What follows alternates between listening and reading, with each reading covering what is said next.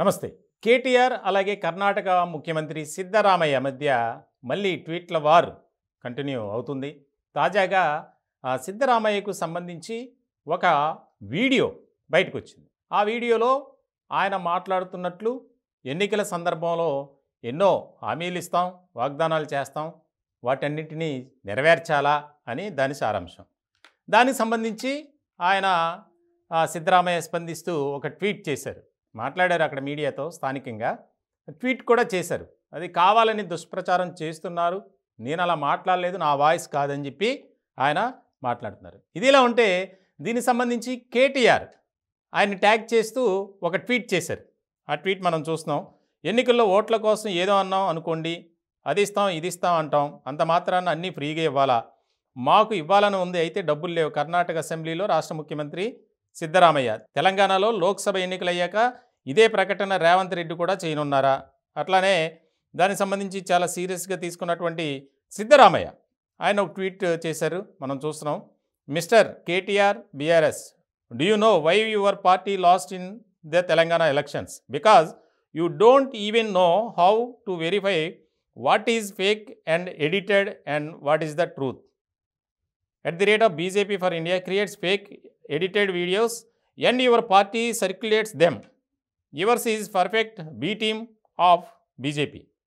అంటే కేటీఆర్ని ఉద్దేశిస్తూ ఆయన చేసినటువంటి ట్వీట్ ఏది ఎడిటింగ్ చేసిందో ఏది వాస్తవమో తెలుసుకోలేనటువంటి పరిస్థితుల్లో ఉన్నారు కాబట్టే తెలంగాణ రాష్ట్రంలో మీ పార్టీ అంత ఘోరంగా ఓటమి చెందింది. భారతీయ జనతా పార్టీకి మీరు ఒత్తాసు పలుకుతున్నారు అన్న విధంగా ఆయన పెట్టారు. ఇప్పుడు దాని మీదే ఎక్కువగా తెలంగాణలో ప్రధానంగా చర్చ జరుగుతుంది.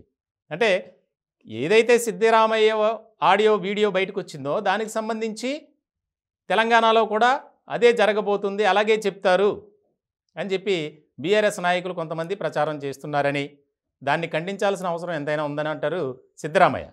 ముఖ్యంగా గతంలోనే ఎన్నికల ప్రచారంలో భాగంగా బీఆర్ఎస్ నాయకులు కర్ణాటకలో కాంగ్రెస్ పార్టీ అధికారంలోకి వచ్చింది, ఏ రకమైనటువంటి పాలన అందిస్తుందో మనం చూస్తున్నాం.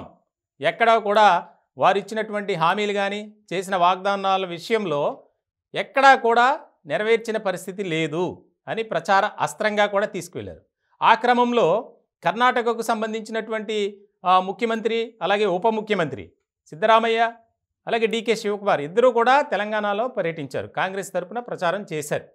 ఆ విషయంలో మేము అధికారంలోకి వచ్చి 6 నెలలు కూడా అవ్వలేదు, అప్పుడే మీరు ఇన్ని రకాలుగా మమ్మల్ని ఆరోపించడం కరెక్ట్ కాదు, మేము చెప్పాం చేస్తాం చేసి చూపిస్తాం అని, మాకు కొంత అవకాశం ఇవ్వాలి అని చెప్పిన సందర్భాల్లో కూడా ఇప్పుడు కీలకంగా మారింది. అంటే రాజకీయ నాయకులు ఏదైనా దొరికితే దాన్ని అస్త్రంగా తీసుకొని ముందుకు వెళ్తారు అనేదానికి ఇదొక ప్రత్యక్ష ఉదాహరణ.